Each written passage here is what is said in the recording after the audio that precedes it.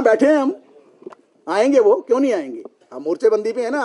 आज हम सिर्फ कोई सांकेतिक प्रदर्शन करने थोड़ी आए यहाँ हम बैठ गए हैं। अभी तो बाहर बैठे हैं, अंदर बैठेंगे, जरूरत पड़ेगी पूरी रात भी बैठेंगे। आपको मालूम है हम ऐसे आंदोलन करते रहे हैं। आपने देखा एक समय में कि यहाँ डीसी ऑफिस के बाहर जो 72 घंटे के महापड़ाव भी चले और दूसरे इलाकों में भी चले हैं।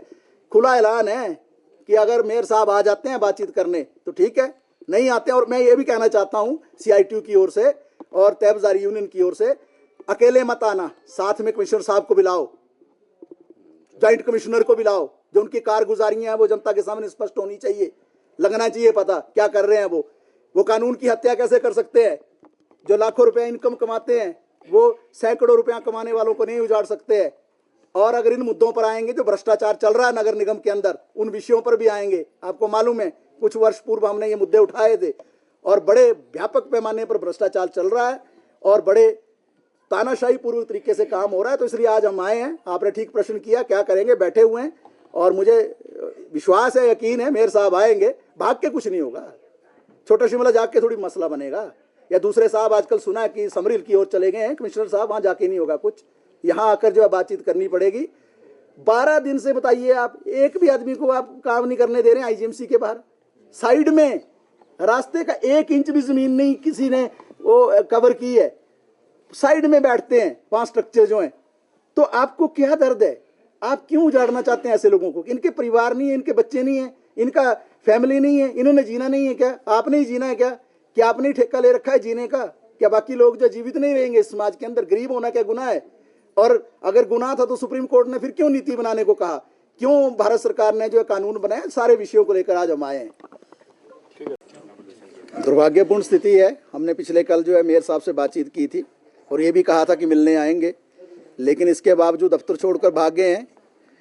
तो ये ठीक बात नहीं है। और हमने बड़ा गंभीर मुद्दा जो उठाया था कल, और हमने ये उनसे रिक्वेस्ट की थी कि देश के अंदर वर्ष 2007 में माननीय सुप्रीम कोर्ट ने रेडी फड़ी तैबजारी के संदर्भ में एक निर्णय दिया और भारत सरकार को आदेश दिया कि वो इस तरीके के जो सड़कों पर गरीब लोग जो अपना गुजर बसर करते हैं, रोज़गार चलाते हैं, क्योंकि उनके पास इतने पैसे नहीं हैं कि वो दुकान खरीद पाएँ या दुकान का किराया दे पाएँ, तो इन गरीब लोगों को भी जीने का अधिकार दिया गया है संविधान के अनुच्छेद 21 में।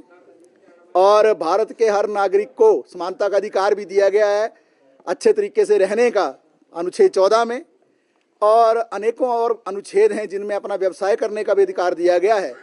तो उसी के मध्य रूप में 2007 में सुप्रीम कोर्ट ने भारत सरकार को निर्देशित किया कि उस वक्त, आज तो ये संख्या और ज़्यादा हो गई है, डबल से ज़्यादा, उस वक्त जो है 2 करोड़ के करीब लोगों का आकलन किया गया था पूरे देश में कि रेडी फड़ी तैबजारी में जो काम करते हैं। ये संख्या आज 4 करोड़ है।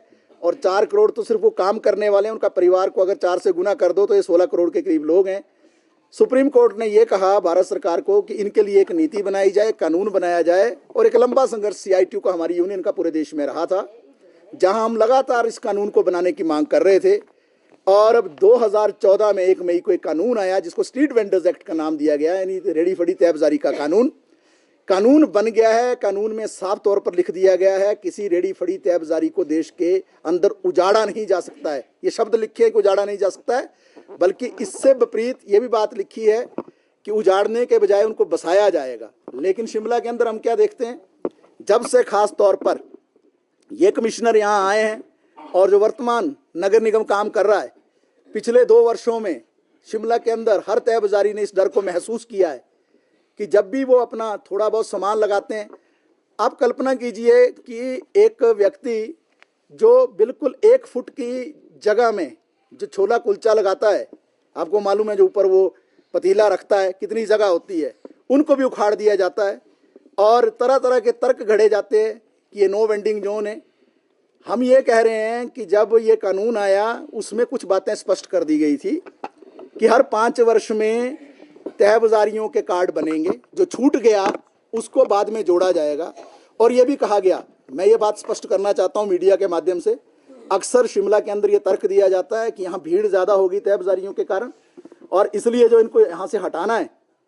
कानून के अंदर ये लिखा गया है कि किसी भी शहर की 2.5% जनसंख्या तक तहबाजारी रेडी फड़ी का कारोबार कर सकते हैं। तो आपको स्वयं मालूम है, आज शिमला शहर की जनसंख्या कितनी है? 3 लाख से तो ज़्यादा ही होगी। तो उसके अनुसार कितना लोग यहाँ तैबजारी का काम कर सकते हैं?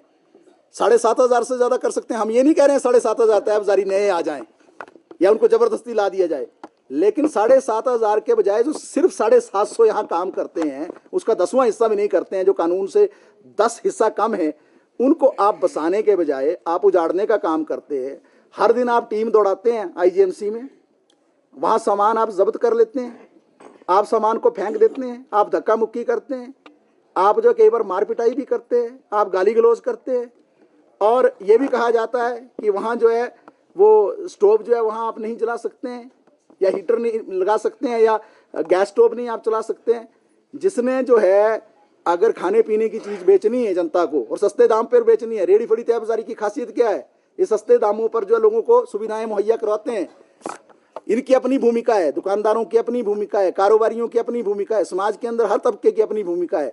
लेकिन इनकी भूमिका को दरकिनार करके ये हमला सिर्फ तैबजारियों पर नहीं है, ये तो लोअर बाजार में भी हम देखते हैं, जो वहाँ दुकानदार हैं उन पर भी हमला किया जाता है कि आपने जो ऊपर हैंगिंग कर दी। क्या हैंगिंग कर दी? उस हैंगिंग में क्या होता है, किसी को क्या दिक्कत है? लेकिन जानबूझ के उनको भी तंग करना, तैबजारी को भी तंग करना। और वर्तमान जो नगर निगम है ये इस तरीके के तर्क गढ़ते हैं। आपने देखा लगभग 1.5 साल से संजौली के अंदर जो हैं तैबजारी उजाड़ दिए गए हैं, उनको काम नहीं करने दिया जा रहा है। आपने 1.5 साल पहले देखा पुराने बस स्टैंड पर जो आपको तैबजारी नजर आते थे वो आज वहाँ से उखाड़ दिए गए हैं। गरीब लोग थे, उनके बच्चे तो जो है जब आए थे, कमिश्नर साहब ने स्वयं देखा था, रो रहे थे, और उन्होंने स्वयं कहा था कि हमारी मैडम कहते हैं कि आप फीस लाइए नहीं तो आपको स्कूल से निकाल दिया जाएगा। आपने पिछले दिनों क्या देखा लिफ्ट के अंदर?